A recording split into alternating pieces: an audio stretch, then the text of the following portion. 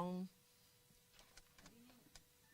Good evening and welcome to the North Rock School District's Special Board Meeting and Workshop, where Dr. Gregory Pulaski is the proud superintendent.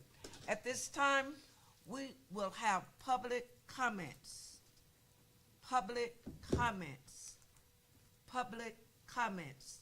The first person that I do have for public comments is Mr. Richard Tatum II. Mr. Tatum, and remind you, 3 minutes, and we could not use names of any employees or board members.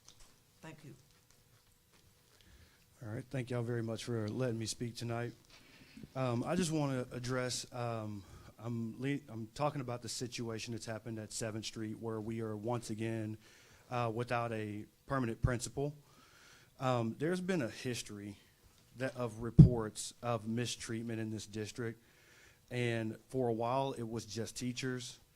It was ignored. There were people who were blaming teachers for the fact that teachers were being bullied. There were people who were denying that it was even happening.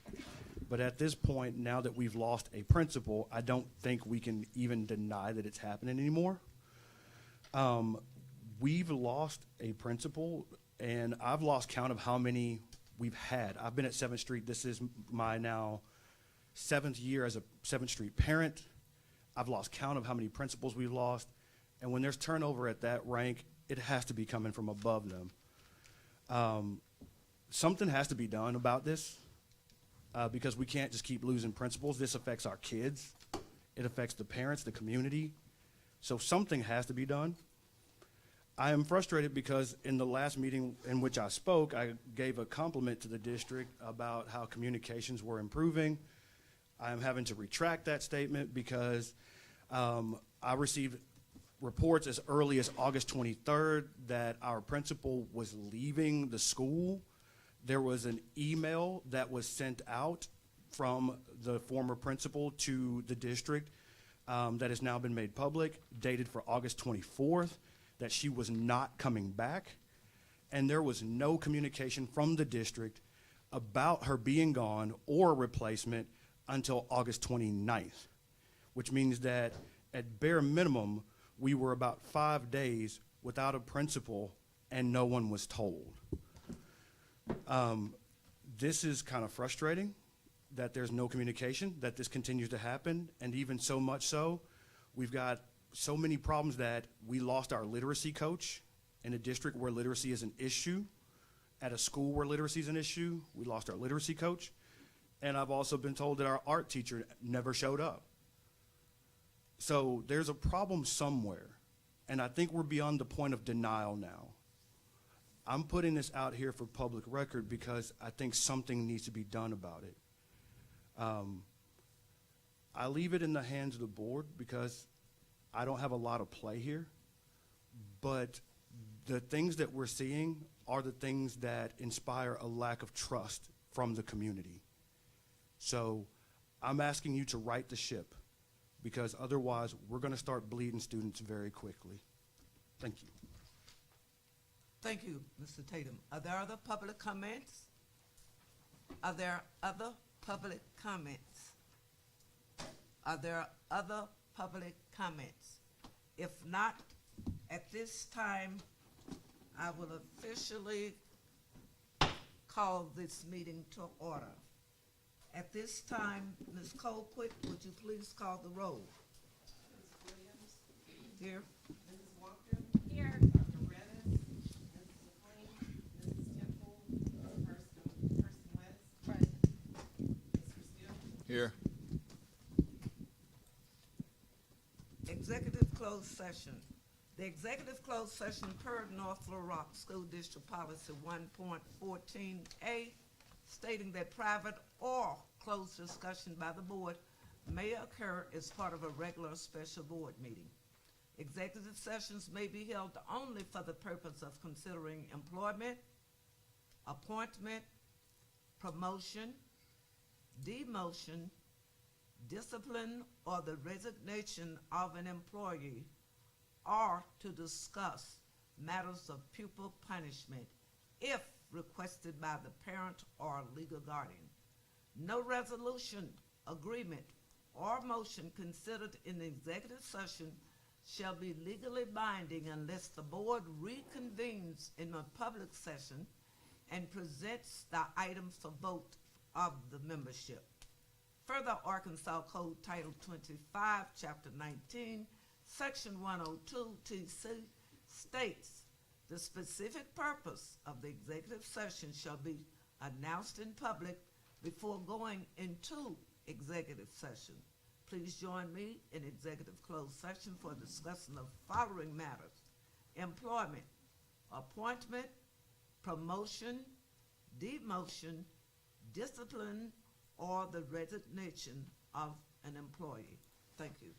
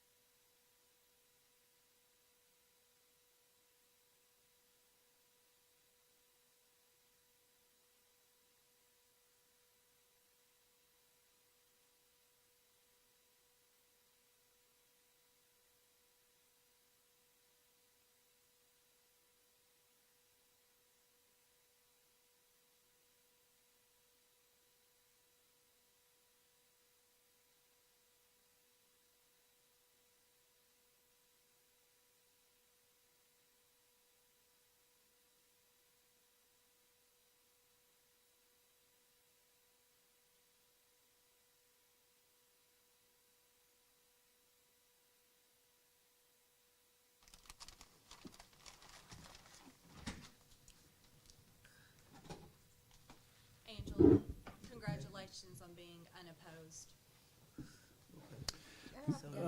Madam President, members, action items, new business. Madam President, members of our Board of Education, action item 5.1 is the employment of personnel. The superintendent recommends the employment of personnel as discussed in executive closed session. Madam Chair, Yes. I so move that we accept action item 5.1 as discussed in executive session. Second. It's been moved and properly second that we accept the employment of personnel 5.1. Those in favor say aye. Aye. Opposed? None. So the motion is carried. Madam President, members of our Board of Education, action item 5.2, the superintendent recommends to approve the 2023 school board election by candidate resolution as presented in open session. Madam President, Yes. I so move that we accept the resolution of the school board election of 2023. Second. It's been moved and properly second that we accept the school board's resolution. Will the resolution have to be read, Dr. Paluski? I'll refer to Mr. Brown, no? Just needs to be approved and signed by Just- the president. Okay, Thank you. all right. All in favor say aye. Aye. Aye. Opposed? None. So the motion is carried. Next item. Be adjournment, 6.1. Madam Chair, Yes. I so move that we adjourn and go into workshop. Second. It has been moved and properly second that we adjourn and go into the informational workshop. Yes, ma'am. Thank you, Madam President, members of our Board of Education. Our first information item is our continued professional development on school board governance, and would like to welcome Mr. Joe Quinn, who's just gonna, as we've been doing our ongoing professional development on school board governance. So welcome back, Mr. Quinn, and I know he's gonna do a, just as we get started in this next school year, a very brief. Hi. Hi. It's the long hot summer is, there you go. The long hot summer is winding down, and school has started. So Dr. P and I agree, we've talked about, as we do this, do it in shorter increments. I know it's the time in the work session, it's late in the day and you're hungry and you've had busy days, so instead of doing longer sessions with a bunch of slides, maybe just take a few minutes tonight to sort of touch base again and get back into our routine as we head into the school year. Just a couple of things to recap sort of the past 12 months. Bats, the 7th Street discussion, tornado, air quality, school security, teacher pay, the implementation of Arkansas Learns and all the pieces of that change your life, and I believe 90 changes to Arkansas state regulation involving education. So as we've talked about since we started hanging out together, there's never, I think, been a more complex time in many ways to be a school board member. There's never been more information coming at you. Anyone who reads the newspaper every day can see that the school district is back in the news to a certain extent right now. And when we talked last year, when we were doing the longer sessions, we talked about, focusing on the goals and focusing on the big picture. And as a 6-year veteran school board member myself, I know some things are easier said than done. And, the mantra of any publication that involves school board training is focus on the goals, focus on the big picture, engage on policy. You're elected to do policy. The superintendent is hired to do tactics. But again, when things heat up in the community, that is easier said than done. The other thing we talked a lot about last year, not bogging down in the crisis of the day. Again, sometimes easier said than done when it's 1,000 degrees outside and you're starting a new school year and there's a lot to digest and a lot to think about. Letting the superintendent lead. The mantra has always been, you hire one employee, he hires more than 1,000. Monitor progress. I know that on the hard days, I think it's easy to forget. I think this district has made a lot of progress in the past couple of years. I think the district, your test scores are looking favorable. I think there's a lot of good things happening. I think the nature of being on a school board is when the community heats up a little bit and things do get a little tense, it's hard to remember the progress. I think there has definitely been progress. I also think, and in my years in state government and in media and doing what I do now, and I think this is worth thinking about. You know, people always say they want change. They want effective use of their taxpayer dollar. They want you to make smart personnel decisions and smart policy decisions. But sometimes the thought of change is more attractive to people when you actually seek change. And then when you seek change, the community can activate in different ways. But your job really is to always be seeking change for the better. When you ran and were elected to this school board, you set out to sort of change how things had been done, and I think you're doing that, but change doesn't come without anxiety at times, and anybody who's been around sort of policy or government for any amount of time would probably agree with that. A theme we talked a lot about sort of last year, don't confuse excuses and challenges, and I think that's an important thing to think about as you ask people to change how they think and how they do their job and how you explain all this to the community. I think you know, there's a fine line sometimes between dealing with a challenge and excuses, and you know, we've all heard the line that I think drives most of us crazy, well, that's the way we've always done it. And that's the way we've always done it is always indicative, I think, of a complacent organization. And I know your heart. I've gotten to know this board. I think all of you are passionate advocates for the kids in this community. Your heart is in the right place. You want what is best for those children. And how we've always done it is not going to get you there. I also think some things happen that don't get enough attention. When I came along a couple of years ago, you were talking a lot about school security, and then you hired a real professional, and you restructured your organization, and you restructured your budget. And the day that there was a police incident very close to your high school, a lot of things happened right. Your staff reacted right. The plan worked. The school was put on lockdown. People did their job quietly, efficiently, effectively. The students were protected, and at the end of the day, you sent them home safe to their parents. And I would. Not one casualty. Not to take it for granted. Not even a need to give out a Band-Aid. Yeah, and again, I think that's an example of, you know, in the heat of the moment, you want people to do the right thing, the plan, and what they are paid for, but you want a school board that 18 months earlier was thinking, well, we need to hire a different kind of security director. We need to think where the video cameras are, and are the doors locked, and all of that quietly worked that day, and the district's people got it done. And again, I'm a 6-year school year veteran, so my heart and sympathy are with you, but had that not happened, the story would have been, why did you allow that not to happen? But when it does happen, and to a certain extent this is life, when the system works, there's less attention paid to it. So I do think on your hard days, just try to keep in mind that on that day when it really mattered, you had staff, administration, teachers, students, and the wonderful police officers all did it right, and all your kids went home safely. So I also think, and I would sort of close with this, and we talked about this a lot last year, you know, external pressure will generally, in many ways, push a board in the wrong direction. External pressure for all of us, you know, we react different ways, but it's worth coming back to the main thought, which I think you've made a lot of decisions the past couple of years that have been good for this district. It's not a popularity contest. You know that. All of you know that. You're not here to make friends.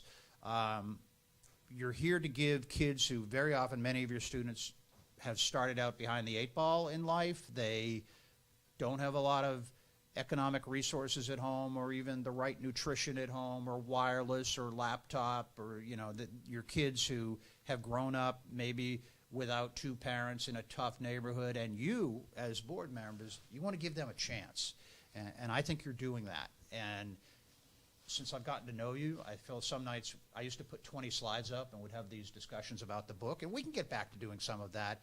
But like tonight, I just wanted to remind you that you've made a lot of good moves in the past couple of years, and I think you just need to be reminded of that on the tough days when you are doing the right thing. So that's my 10 minutes, and it's good to see you again. Thank you. Thank you for being here. Thank See you. you next for month, being here. Mr. Quinn. Best speech I've heard you make, Joe. What? Best speech I've heard you make. Shortest. Madam President, members of our Board of Education, our next information item will be just a high-level overview of our school improvement plans, and I will ask Dr. Nickerson, our Director of School Effectiveness and Literacy Enforcement, to come up and just provide a high-level overview of the work that we're engaged in with our schools and their school improvement plans. Welcome, Dr. Nickerson. The honor to President Williams and the school board, as well as Dr. Paluski. Thanks for having me. I wanted to talk briefly about our school improvement plan process. We know that this year, that's a big rock for us. And I wanted to talk through just the information in regard to how we develop the process for school improvement for individual campuses to ensure student outcome. When we think in regard to the school improvement plan, it allows our campuses to be more strategic. We make sure that they're, can you hear me? No, I was going to say Sorry. advance can you advance the slides? There you go. There you go. No, I'm good. I'm fine. Thank you. Thank you. Thank you. Thank you. And I probably won't be reading directly from the slides, but I'll push through. Nope. Make it Just- strong. Yep. Just give us the high level. Just high points, but just She's making quite sure right. that in terms of we're being strategic about our goals, that we're setting the goals that's needed for each individual campus based on their needs. We had a curriculum audit. So we had a curriculum audit, and what came out of the audit is that that we needed to increase the amount of effective change strategies that we were seeing in our school improvement plans across the district, as well as our district support plan as well.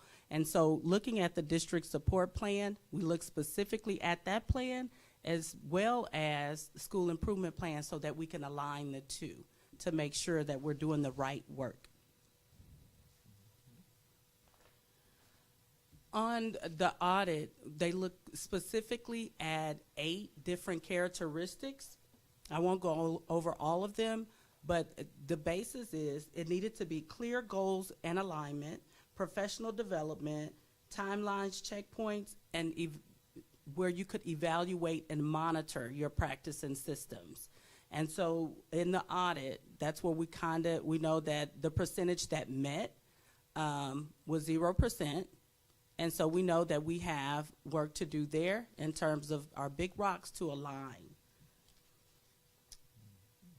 When we look at our state requirement, what the state requires of us in regards to school improvement plan is that we establish clear goals, that we have research-based intervention strategies, professional development that's going to support those research-based strategies, as well as a system for monitoring and adjusting.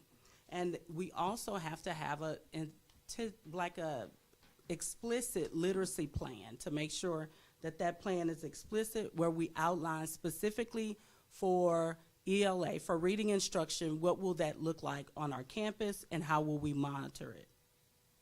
As a district, we've set priorities. Our goal one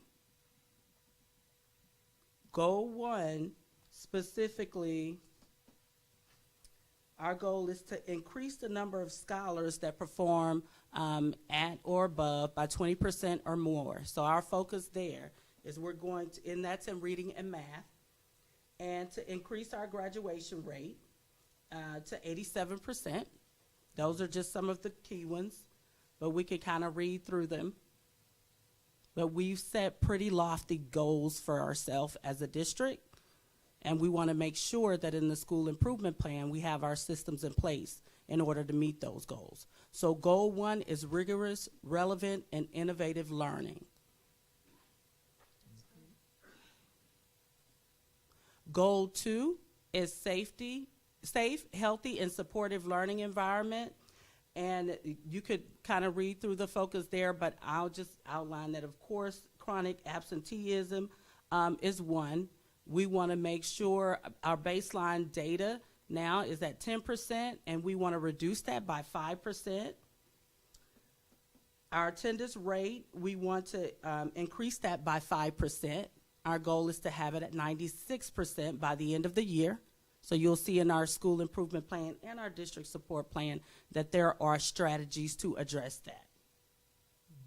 When you're thinking in terms of school improvement planning, there's 3 critical elements. You want to make sure that it's consistent, it's organized, and that your goals are sustainable, and your strategies and your action steps, those things are sustainable to make sure that students are growing and you're building capacity with your teachers and your leaders.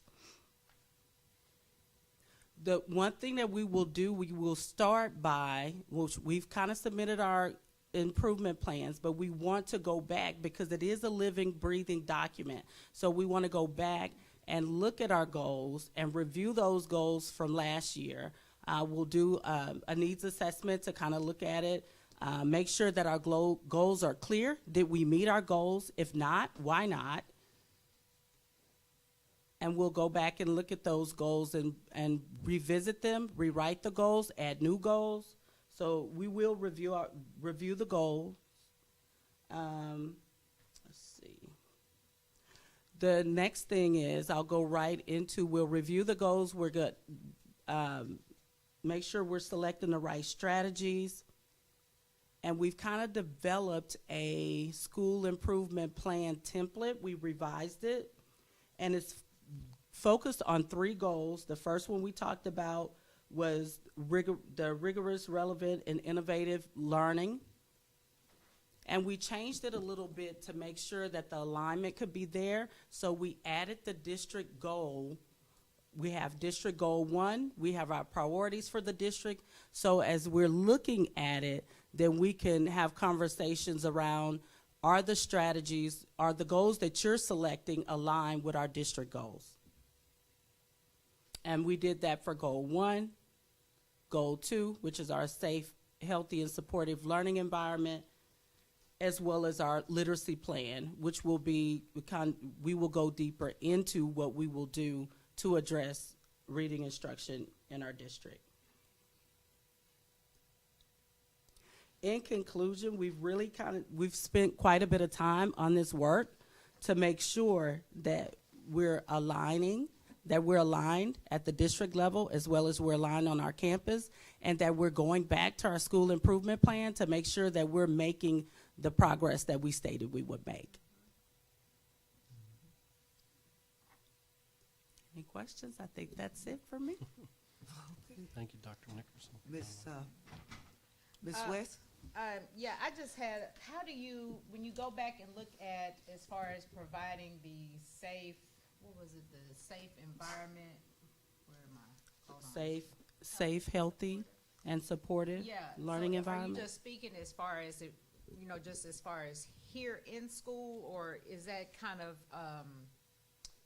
more the wraparound type of effect, making sure that they have what they need at home? Like if a student doesn't have like Wi-Fi or something like that, how is that a barrier as far as making sure they do their work? It could certainly be. That would be addressed under that specific goal, but it could be addressed with the parent engagement, like what type of resources are we offering on campus or that our kids have access to, but it could be addressed under that goal too for the safe and supportive schools. So as a district, I know that one of the things that we're doing is we have a strategy where we are increasing times with our PEPs, our parent engagement, and we're really being focused about the work that we're doing with our PEPs, so that it's not just resources at one campus, but there's resources at all campus.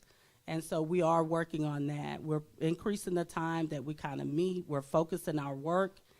We started that work last week, so I'm kind of excited to see where it go.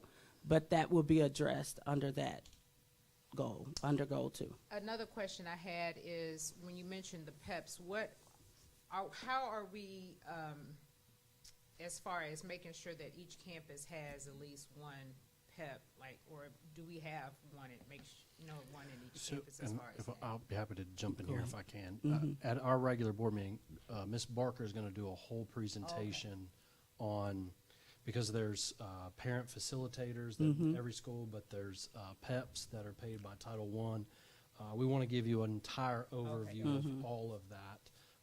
But tied into that, if you look back all the way to, and I think this is something strategically to just mention, if you look at slide 10 and slide 11, those should look very familiar. Those are in my goals, and then they became that you've adopted. They're now district goals. Those district goals are being aligned into the departments now in schools. So for an example, each school, like if you looked at yours, the daily attendance rate, which is the first one by 2026, increase the average daily attendance rate to 2026. That's a district target. Or that's a district target, but our baseline as a district might be 92. Some schools might be at 94. They might be at 90. So they might almost be there. So this is really going to have to be unpacked at each specific school so that they can start developing their targets over the next couple years, strategies, how we're going to implement that kind of thing. Okay. That's all I have. Thank you. Ms. Walker? I don't have any questions, but great report. I enjoyed reading it. I love that, kind of coming back on what Dr. P just said, the goal 2 of the safe and healthy supportive learning environments. By 2026, decrease the number of student code of conduct violations related to fighting by 15%. I think we're already well on our way with that no fighting policy that we placed already, or that's already in place. I can already see a difference. Our principals and assistant principals are loving that, and they've already said, thank you so much.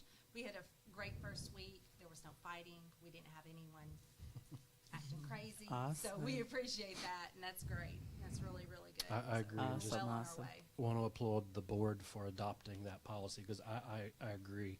Had been at the high school, we some of the assistant principals saying thank you to the board. This is something that they've wanted, I think, for a while. And yes, I was there on Friday, and then knock on wood, this could be the first time in a long time we haven't had a fight in the first week.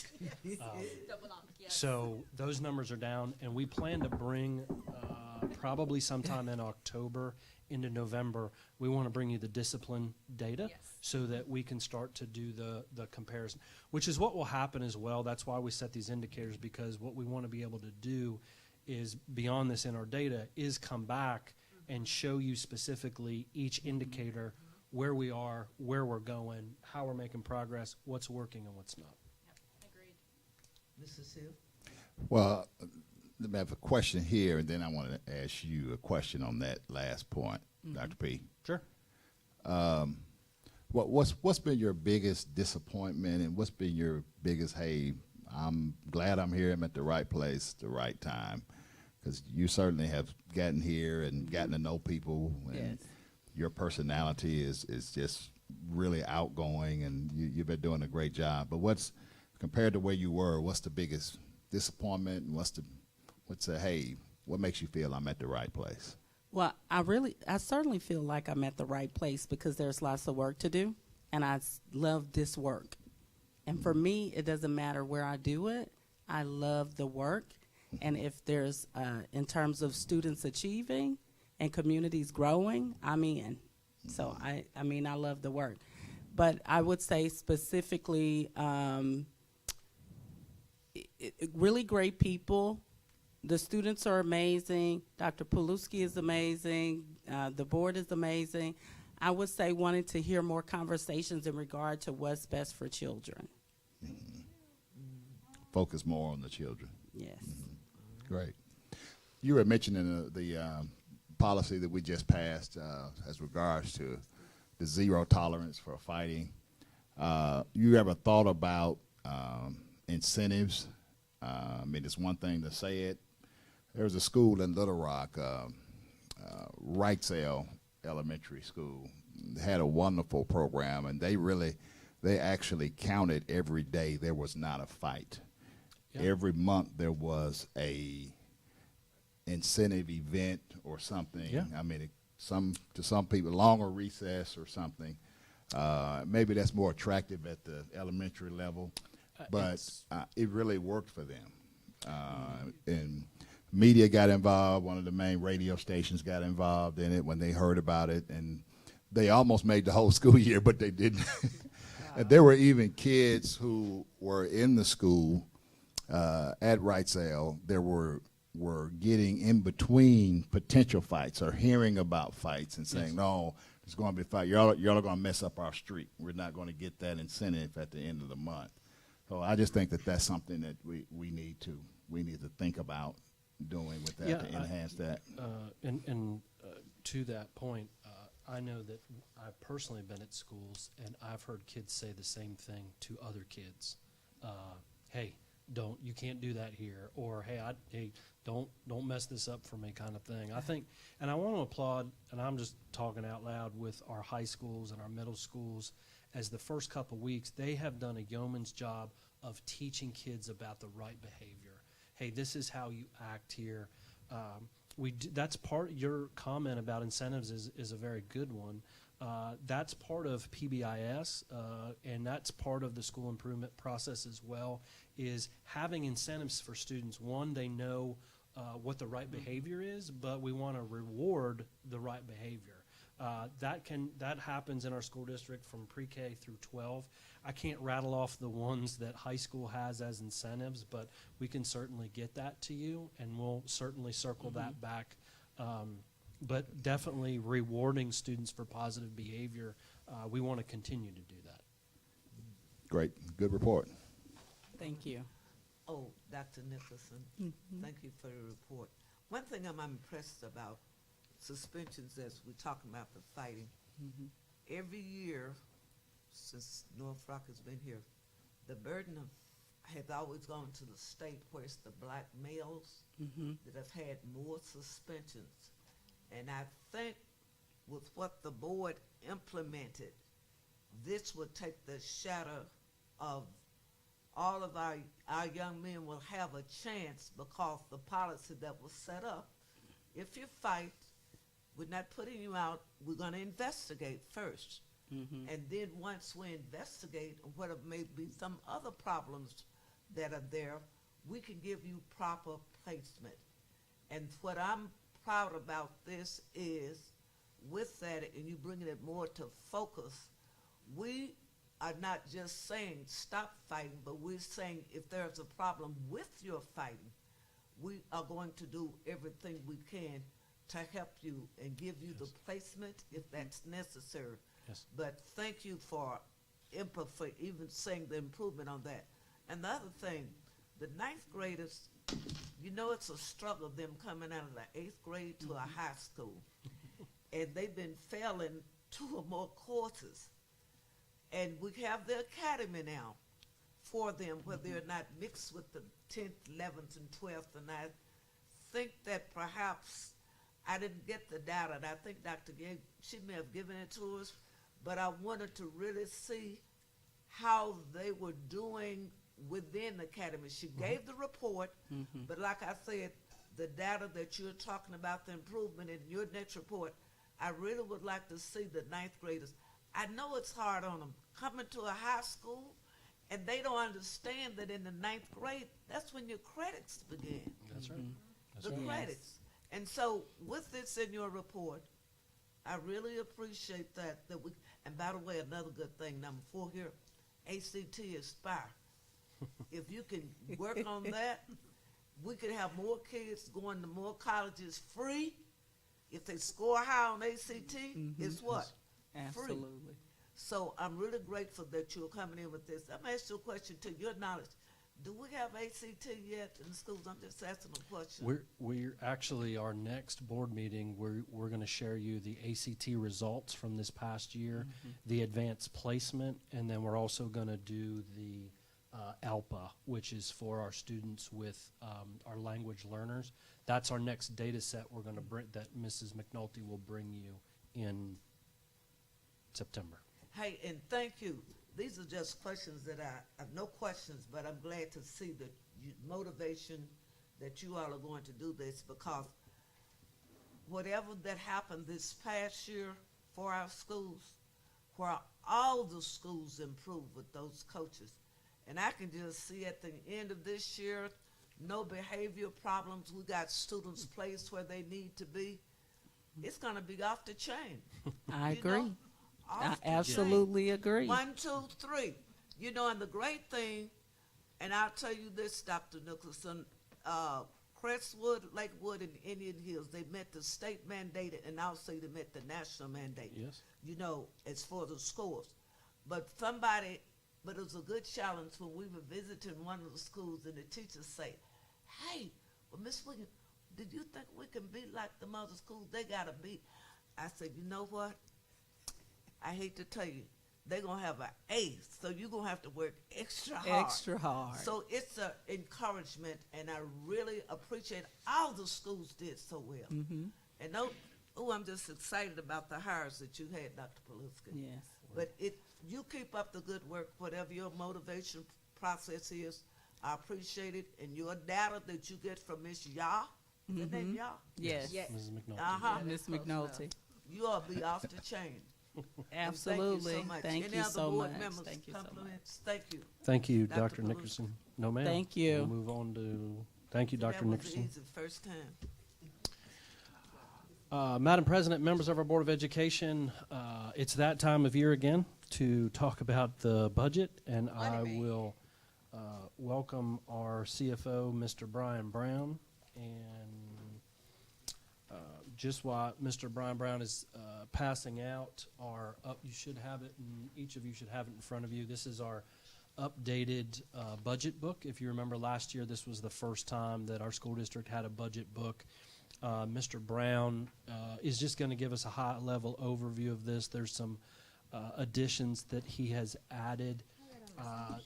I also want to mention that while Mr. Brown is presenting, if you have any questions, his staff is in the conference room. They're going to take copious notes of your questions, and then we will provide responses and then provide that to you.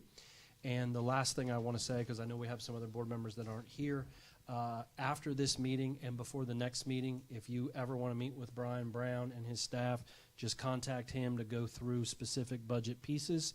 Feel free to do that. Your questions will be added to the larger question list that will provide the public as well as our other board members. So just keep that in mind, that please feel free to have a one-on-one with Mr. Brown and his staff if you want specifics. Mr. Brown. Thank you, Dr. Paluski. Yes, and sir. members of the board. Dr. Paluski's correct. The invitation stands. If you would like individual finance session, we'll be glad to schedule that for you. Thank you so much. You're welcome. You have snacks in your office? We do have snacks, Okay. water, the works. Thank you. If you'll, I put in front of you a copy of the 24 budget book that we've put together. On page 2, we've got our purpose, which is to provide you and the public information about our budget within the North Little Rock School District. On page 3, this outlines, this is the framework from the Arkansas School Boards Association on board members and board responsibilities. And I just put this, I include this in this area to make sure about 3/4 of the way down, one of the bullet items is to follow a budgeting process and adopt policies and procedures to ensure financials are legally and effectively managed. So we are covering those tonight, and I have a section there in the budget book that has your information about each of your board zones and your representation, and also information in there regarding our superintendent. On page 7, we have the organizational chart for the business office that has been updated. I want to thank Ms. Edwards for joining me tonight here with you. Ms. Edwards is our general business manager, and she is my right-hand person. I lean on her a lot, and I appreciate her. I also want to thank the members of my staff that's been working on this budget book for you, and some of them, as Dr. Paluski noted, are in the conference room recording questions that we have tonight, and then we'll have a question and answer document that we'll attach to the budget book that we'll make public on our website. On page 8, this begins to cover some of the educational jargon that you may hear, things from ADM, average daily membership, that gives you a definition of it, ALE, RMAC, assessments. If you go to page 9, categorical funding, that gives a definition and the related laws applicable to that. ELL, enhanced, and on page 10, we have enhanced student achievement, ESA funding. That has actually changed over the period of years. It's been NSLA, then NSL, now ESA. So we're just giving you the updated definitions of those. Federal funding, the funding matrix, indirect costs. You'll see some of that in the budget presentation. On page 11, maintenance of effort as it applies to ESA and also special education. Professional development funding. Page 12, revenue and student growth funding. So you've got some information there that is just definitions and terminology that we use when we talk about our school and our budget practice. On page 13, just want you to know that we do follow the best financial practices that are revised for schools, and specifically, you know, we have management structures in place in the business office where we deal with purchase orders, we deal with receipting of funds, we deal with private scholarships. We have structures in place that segregate the duties of employees, and we deal with those on a daily basis. Also, at the bottom, you'll notice that we have established procedures for purchase orders, receiving revenue, travel reimbursement, and frequent monitoring and reporting to the Arkansas Division of Elementary and Secondary Education. What? Why? Ma'am? Has this ever been done before? Yes, ma'am. And then on the next couple of pages, I'm going to go over those monitoring and reporting for Okay. Division of Secondary and Education. That's what we call our cycle reporting. Okay. And we have cycles 1 through 9, and I'll go through those for you in the next couple of Okay. pages here. Yes, Thank ma'am. I also give you in the budget book an overview of our district budget process. That normally begins in July and August, where we receive a preliminary state aid notice from the Department of Ed that outlines our funding for the current year. We receive in September, we meet with principals to regarding their curriculum programs for their particular schools. In October, principals work with Federal Program Office, the Finance Office, and Human Resources. They also review ADM data and revise their current financial forecast and project ending balances. In November, principals work to prepare their school needs and data presentation for the executive team. We review ADM, and we revise the current year financial forecast. In December, principals meet with the executive team and review the ADM and do their presentations for their individual schools. In January, the board approves, one of the things you do that starts our budgeting process is you approve the ensuing year's calendar. That allows us to open up a module in eFinance called personnel budgeting. Once we set those dates, we can open personnel budgeting, and that begins the budget cycle for the next year. In March, campus administration works with human resources on staffing requirements. And in April, the budget meetings with directors, coordinators, department heads, those transpire, and we update those budgets. In May, we issue employee contracts for the ensuing year, and we receive our preliminary assessment data from Pulaski County Assessor's Office. And on page 15, in June, we develop the preliminary federal budgets for the ensuing year, and we work on our fiscal year-end close for June 30th. So that's sort of the budgeting process that we go through in the finance office. On page 15, you'll notice the blue squares. The blue squares outline the data reporting that we do on a regular basis for to the Department of Ed. Now, I want to point out that all of the data reported drives our financial forecast for the Department of Ed. That happens between the finance office and Ms. Hale, the student data coordinator.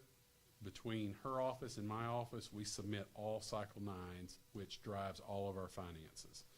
So you'll notice there that cycle 1 opens September the 15th and closes September the 30th. And the big item there is budget. That's why we're presenting budget this month. We're going to present this to you tonight, and then we'll come back to you at the regular board meeting for your final approval on it. But that is required to be submitted by the 30th to ADE. In cycle 2, you'll notice that teacher data, student data, safety drills, all of that information is reported in cycle 2. That's the big student reporting cycle that collects a lot of data that's reported to ADE. In cycle 3 is immunization, safety drills, student attendance. And then cycle 4, special education is the big module there. Cycle 5, safety drills, student attendance, bank reconciliation, student leave, and employee leave, and then school board training hours are all reported in cycle 5. And then cycle 6 is safety drills, student attendance, and bank reconciliation. Cycle 7 is a big one. That is safety drills, medical screening, student attendance, bank rec, ALE data. And then cycle 8 is a big data push to ADE that regards the salary and FTEs. That prepares a big report for the year's salaries that were paid. And then cycle 9, of course, is our final close. You've been reading about that in your weekly board reports as we close 1 year, fiscal year 23, and open fiscal year 24. So cycle 9 has been done, and we're in the midst of cycle 1.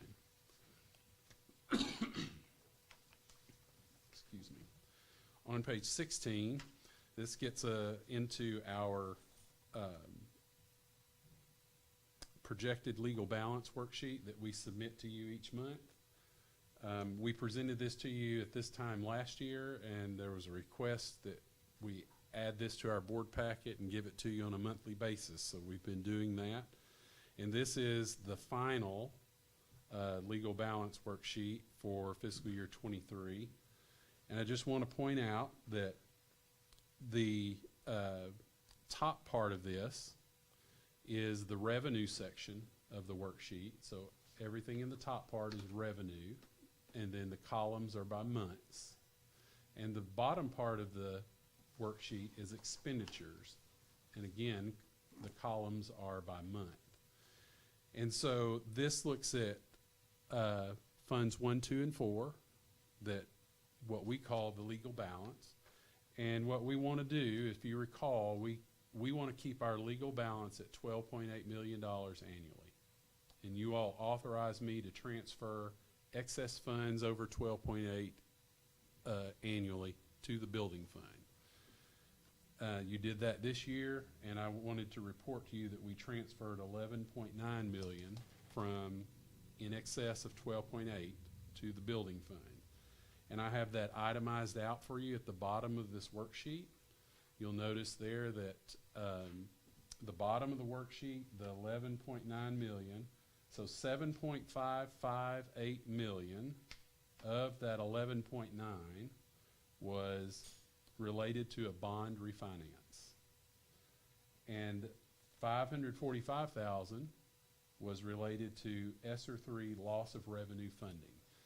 And the ADE allowed us to take loss of revenue funding and special state funding that was one-time money. We also had an increase in property tax revenue of 2.7 million, and we also had operational savings in the amount of 310,000. So that is what encompasses the 11.9 million. And I just wanted to point out that the 7.5 million was related to a bond refinance, which was the plan of the board to bank that savings for future building projects. On page 17, again, this is a graphical representation of the net legal balance. 12.8 million is where we want to keep our net legal balance. We've maintained that for the last several years. On page 18, I have a graphical representation of our 3-quarter average ADM. And you'll see that starts from 2007 and goes through the current year. So in 2023, our ADM ended at 7583. You have to stop. Mr. Brown, Yes. excuse me one second. Yes. I do believe I want to bring it to everyone's attention. We currently only have 3 school board members here, and it's my understanding by law we have to have a quorum. And so the fact we had 4, but now we don't have 4, I do not believe we can go further in the school board meeting with only 3. That's correct. We do not want to be unlawful, but following protocol and procedure. Correct. So at this time, your report will have to cease, and at our board meeting, when we have it officially, you will have the report to present to the board, okay? And I Our would, apologies. And without further ado, I hope you have that look on your face out there. You understand what we're saying? You understand? Okay. I was just talking to one of our people in the audience that we cannot, as a board, if there is not a quorum, We cannot. have to follow protocol. correct, we cannot proceed. Right, we cannot proceed. So at this time, may I have a motion to adjourn? Madam Chair, I so move that we adjourn due to lack of quorum. Second. It's been moved and properly second that we adjourn, but due to lack of quorum. All in favor, say aye. Aye. Motion is carried. Thank you. Thank you, Madam President, and I would just please feel free between, Email questions. or you can email, you can phone, you